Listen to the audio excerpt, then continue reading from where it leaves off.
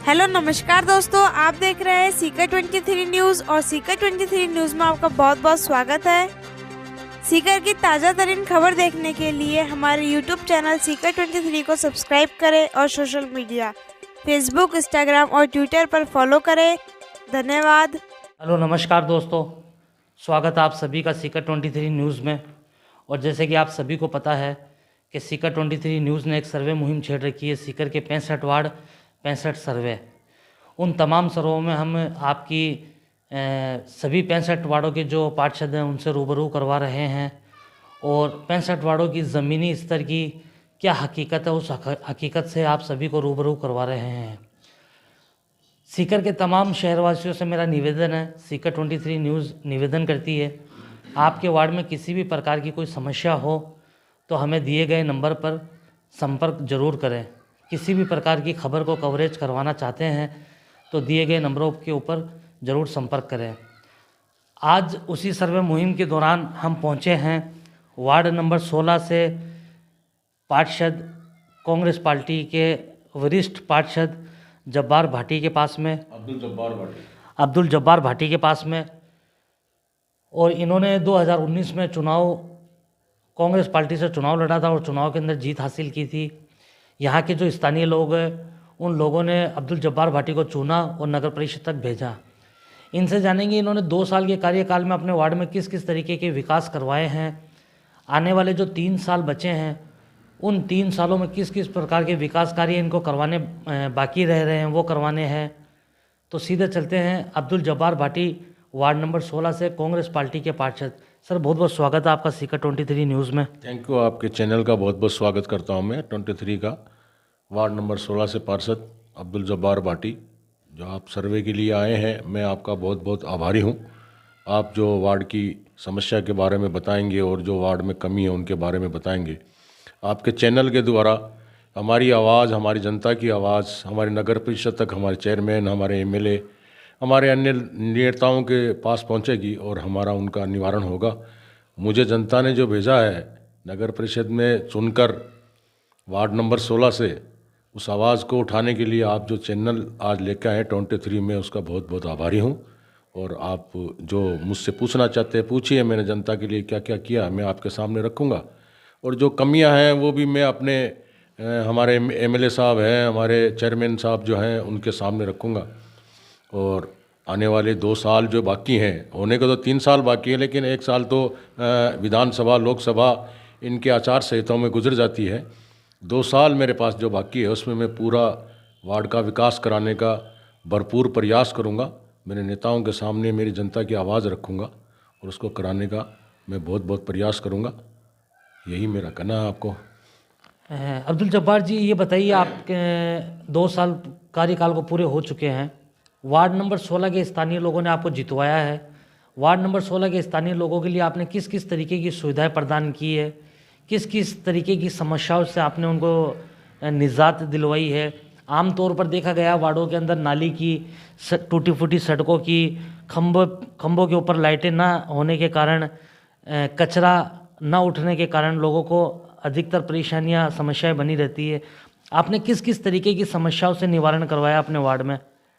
मैं आपको ये बताऊं कि अगर मैं अपने मुख से आपको ये बताऊंगा कि मैंने वार्ड में संपूर्ण काम करवाया है तो ये सत्य नहीं होगा।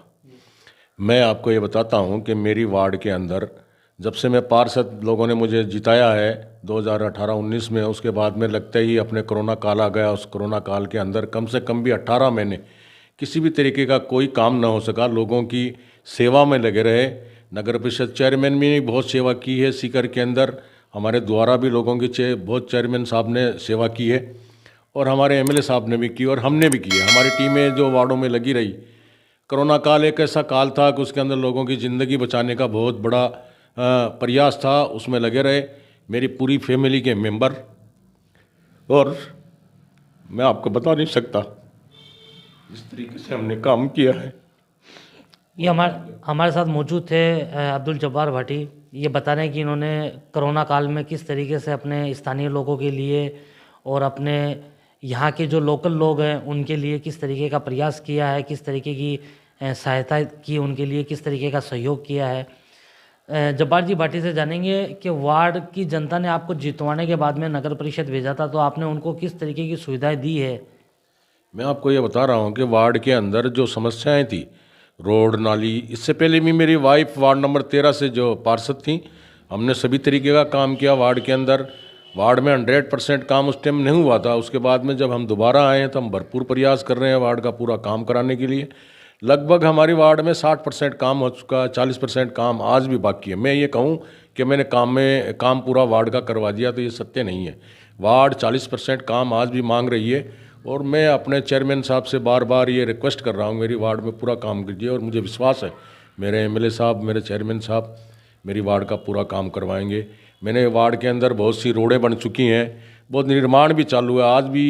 आज की तारीख में भी जो आप आए हैं, आपके शुभ कदम आए हैं, मेरी वार्ड के अंदर आज एक नाली का निर्माण कार्य चालू हुआ है। जो हमारी मस्जिद है मौला नारवान आशिया मस्जिद से लेकर एडवोकेट अमीरुद्दीन जी वकील के मकान तक नाली का निर्माण कार्य आज भी चालू हुआ है। और रोडें भी बन रही हैं। रोड ये खिजरा मस्जिद मार्ग का रोड है, जो डामर रोड आप देखो अभी नया बना है, हमारे कोटे से बना है, हमने बनाया है, हमारे चेयरमैन साहब ने बनाया है, हमारे एमएलए साहब ने बनाया है। और भी बहुत सी जगह हमारी वार्ड के अंदर काम हो चुके हैं। लेकिन ये सत्य है कि अभी भी 40% काम बाकी है और ये हमारा पूरा प्रयास है कि हम इस 2 साल में संपूर्ण वार्ड का काम कराएंगे। सफाई व्यवस्था की आप देखिए, हमारी वार्ड में जाके घूम के देखिए, आप पूरे गलियों में जाइए, मोहल्लों में जाइए, रास्तों पे जाइए, मेन पॉइंटों पे जाइए, आपको सब जगह चीज़ें मिलेंगी। और सफाई व्यवस्था एकदम संपूर्ण है। वार्ड में जो रोशनी का जो विकास है वो आप दिन में आप आए हैं, आप रात में आइए, हमारी वार्ड में पूरी में घूम के देखिए। वार्ड नंबर 16 में मेरी वार्ड लगती है सकरू खां जोड़ के कुएं से लेके भार्गव मोहल्ले तक, बुचानी के पीछे जो भार्गव मोहल्ला है उस तक वहाँ मेरी वार्ड जाती है, वार्ड नंबर 16, जिसमें मोहल्ला जमींदारान, मोहल्ला नारवान, मोहल्ला रोशनगंज आता है, उसके अंदर भार्गव मोहल्ला आता है, पठानों का नायों का मोहल्ला आता है। और ये पूरा एरिया देखिए, आप लोगों से मिलिए, पूछिए। मैं संपूर्ण यहाँ एक मोहल्ले में रहने वाला आदमी हूँ, मिडिल क्लास का आदमी हूँ। मिडिल क्लास से मैं यहाँ ये लोगों की सेवा करने के लिए आया हूँ।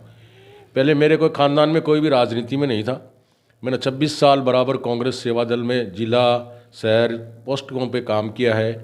मंत्री महोदय राजेंद्र जी पारिक के साथ में मैं कांग्रेस सेवा दल में रहा हूँ, उनके साथ में मैंने बहुत काम किया और आज भी उनका बहुत बड़ा मेरे सर पर हाथ है। चेयरमैन साहब का मेरा बहुत बड़ा सर पर हाथ है, बराबर काम कर रहे हैं और आगे करेंगे इंशाअल्लाह। जब तक जिंदगी यही रहेगी तब तक लोगों की सेवा करने के लिए आए हैं। लोग अगर मौका देंगे हम सेवा करेंगे लोगों का, और ये मालिक का हुक्म है। मालिक जिससे चाहता है उससे काम लेता है। शायद मुझसे ये काम चाहते हैं और मैंने वो काम कर रहा हूँ। मैं यही कहता हूँ आपको।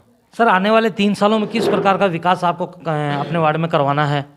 सर, आने वाले 3 साल में विकास ये करवाना है कि यहाँ जो हमारे एरियो के अंदर सबसे बड़ा तो ये है कि हमारे एरियो में पढ़ने वाले बच्चों का जो है बहुत से, उसको उज्ज्वल बनाया जाए। मैं हमारे मंत्री महोदय से और हमारे चेयरमैन महोदय से भी ये रिक्वेस्ट करता हूँ कि वो हमारे एरियो के अंदर सरकारी स्कूल दें। हमें 2 कमरों की 3 कमरों की स्कूलें दी जाए। हमारे जो पहले मदरसे चलते थे वो कन्वर्ट हो चुके हैं, आज हम मिडिल क्लास और वो ऊपर चले गए हैं।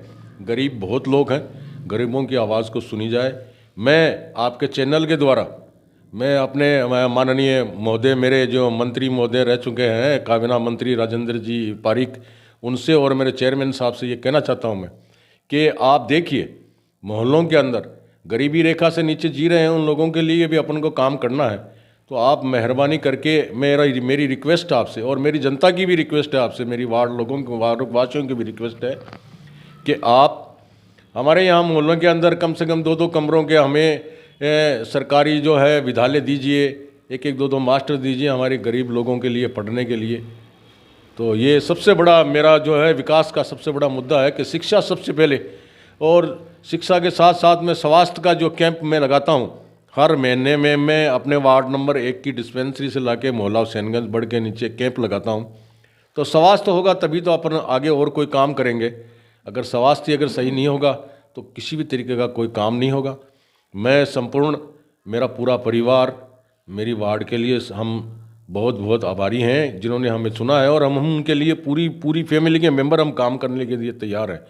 जब भी कोई आता है, कब किसी भी टाइम आइए, कब भी आइए, मेरा द्वार उनके लिए खुला हुआ है। और मैं मोहल्ले के अंदर ही यहाँ रहता हूँ। मैं मिडिल क्लास का एक आदमी हूँ। हाई फाई कोई आदमी नहीं हूँ मैं। और मुझे जो मेरी पार्टी ने जो मुझ पर जो विश्वास किया उस पर मैं खरा उतरने की पूरी कोशिश कर रहा हूँ। वार्ड के लिए मेरा जीवन मैंने त्याग दिया है। मैं वार्ड में काम कराऊंगा, पार्षद रहूं ना रहूं, लोगों की सेवा करूंगा। सर, ये अभी कुछ समय पहले एक कोविड महामारी गुजरी है जिसने पूरी देश को, प्रदेश को, सीकर को, पूरी दुनिया को हिला के रख दिया था।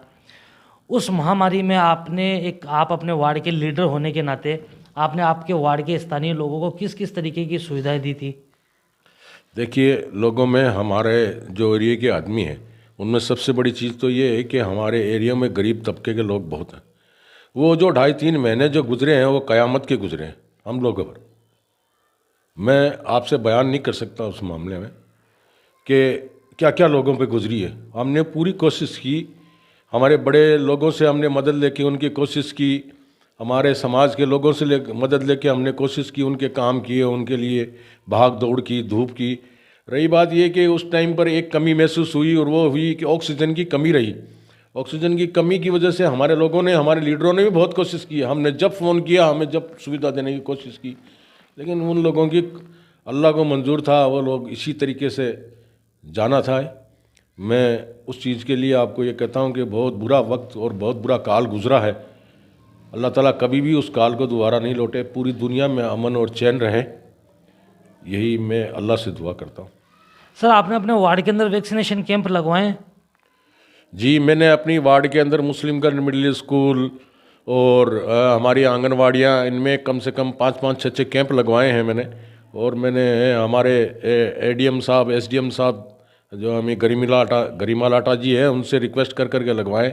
हमने बहुत मेहनत की है, अल्लाह देख रहा है, उस मेहनत का सिला ज़रूर हमें मिलेगा। आपके वार्ड के अंदर वार्ड नंबर 16 में स्थानीय लोगों को आपने जागरूक किया वैक्सीन लेने के लिए, और कितना % वैक्सीनेशन मुक्त वार्ड आपका? जब हमारा सबसे पहली एक मीटिंग हुई थी, हमारे जो एसडीएम साहब है गरिमा लाटा जी, जो नगर परिषद में हमारी एक मीटिंग रखी गई थी, उस मीटिंग में जो मीटिंग रखी गई थी उससे पहले मैंने मेरे लोगों को यहाँ कम से कम भी 50 से 60 लोगों को वैक्सीन लगवा दिया था कल्याण हॉस्पिटल के अंदर। उसके बाद में हमने उनसे रिक्वेस्ट की कि साहब हमें मोहल्लों में और वार्डों में हमें कैंप दिए जाएं। उन्होंने हमारी आवाज़ को सुनी और हमें मोहल्ले और वार्डों में कैंप दिए। तहती ये हुआ कि हमने जब कैंप लगाया तो उस टाइम पे रमज़ान का महीना था, या 26 या 27वां रमज़ान था, मैं आपको बराबर नहीं बता सकता इस टाइम पर। तो उस टाइम भी मैंने मेरी वार्ड के अंदर सबसे पहला कैंप लगाया मुस्लिम मोहल्लों के अंदर। मेरी वार्ड एक ऐसी रही है, वार्ड नंबर 16 में, उसमें रमज़ान के महीने भी मैंने कैंप लगाया और लोगों से ये रिक्वेस्ट की मैंने कि जो लोग कैंप में आकर सुई लगाना चाहते हैं वो लगाएं, वैक्सीन लें, वैक्सीन बहुत ज़रूरी है लेना। और आज भी मैं लोगों से हाथ जोड़ के रिक्वेस्ट करता हूँ कि जिन लोगों ने एक वैक्सीन ली है वो डबल लगवाएं। और अब जो सरकार घोषणा कर रही है कि भाई तीसरा वैक्सीन और लेना पड़ेगा, तो उसके लिए भी मेरी हाथ जोड़ के लोगों से रिक्वेस्ट है कि वो लोग जो है वैक्सीन लें। ये स्वास्थ्य है, जीवन रहेगा तो सभी चीज़ें रहेंगी, जीवन अगर नहीं रहेगा तो कुछ भी नहीं रहेगा। सर, कोविड पूरी तरीके से ख़त्म भी नहीं होता, उसके बाद में एक नई बीमारी आने की आशंका बढ़ गई थी, डेंगू के नाम से। उसमें आपने अपने वार्ड के अंदर फॉगिंग वॉगिंग कुछ करवाई थी? जी, अभी हमारे जो 10वें महीने में शादियों का सीज़न था, उस टाइम पे लगभग हमारी वार्ड के अंदर हर 2 दिन के बाद में हमने फॉगिंग करवाई है।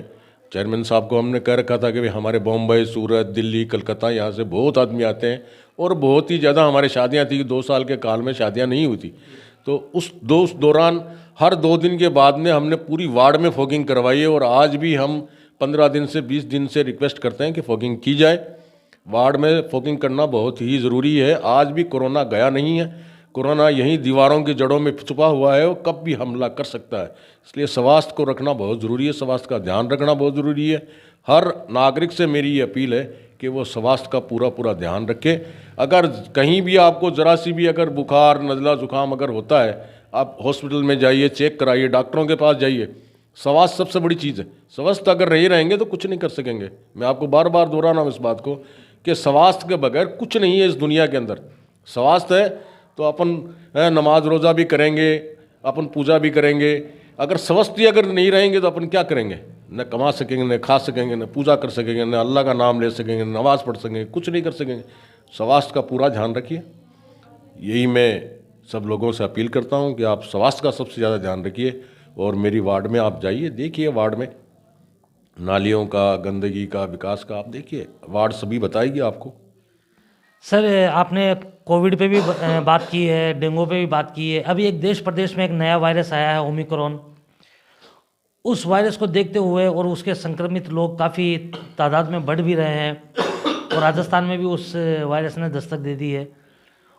उस वायरस के लिए, उस वायरस के प्रति आप अपने वार्ड के स्थानीय लोगों को, आप कांग्रेस के एक अच्छे लीडर होने के नाते सीकर के स्थानीय लोगों को, सीकर के वासियों को क्या संदेश देना चाहते हैं? मैं सीकर के लोगों को और खास करके वार्ड के लोगों को, सारे शहर के लोगों को ये संदेश देना चाहता हूँ, बीमारी भगवान किसी भी तरीके की दे सकता है, लेकिन उस बीमारी को अपन बड़ी सोच समझ के साथ उस बीमारी का मुकाबला करें। आज अगर ज़रा सी भी अगर तकलीफ़ होती है तो राजस्थान सरकार ने हॉस्पिटलों के अंदर इतने डॉक्टर, इतने कंपाउंडर, इतनी व्यवस्था दे रखी है। हमारे जो मुख्यमंत्री राजस्थान अशोक जी गहलोत जी ने इतनी व्यवस्था दे रखी है, आज बड़ी बड़ी योजनाएं दे रखी है। उन योजनाओं का लाभ उठाओ, उस योजनाओं के मैं सम्मति उनका काम करो, उनको पूरी करो। आज अगर स्वास्थ्य अगर खराब होता है तो उसको दबाओ मत, तुरंत डॉक्टर के पास जाओ, डॉक्टर को दिखाओ।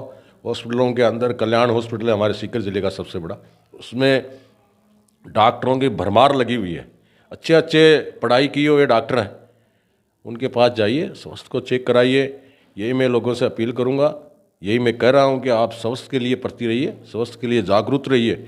आज बीमारियां तो देखो भगवान देता है, भगवान अल्लाह ताला किसी भी तरीके से बीमारी उतार देता है, उसका तो मुकाबला करने के लिए अपन को अपनी सोच और समझ का पूरा सहयोग करना पड़ेगा, पूरा उपयोग करना पड़ेगा, तब अपन स्वस्थ रहेंगे।